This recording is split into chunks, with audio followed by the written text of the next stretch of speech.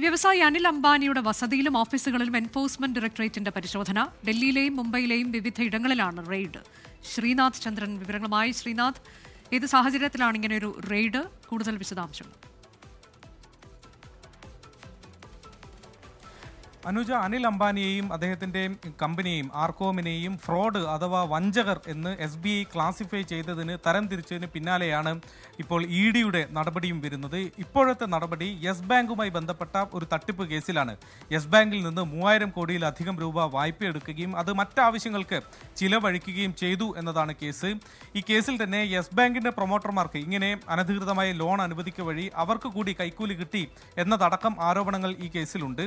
ഇതുമായി ബന്ധപ്പെട്ടാണ് ഇപ്പോൾ ED അന്വേഷണം നടത്തുന്നത്. EDക്ക് സെബിയിൽ നിന്നും മറ്റുമൊക്കെ ഇതുമായി ബന്ധപ്പെട്ട വിവരങ്ങൾ ലഭിച്ചിട്ടുണ്ട്, പുതിയ വിവരങ്ങൾ ലഭിച്ചിട്ടുണ്ട് എന്നതാണ് നമ്മൾ മനസ്സിലാക്കുന്നത്. ദില്ലിയിലെയും മുംബൈയിലെയും ഒക്കെ അനിൽ അംബാനിയുടെ വിവിധ ഓഫീസുകളും അനിൽ അംബാനിയുമായി ബന്ധപ്പെട്ട ചിലരുടെ ഓഫീസുകളും ഒക്കെ തന്നെ ഇപ്പോൾ റെയ്ഡ് നടക്കുന്നു.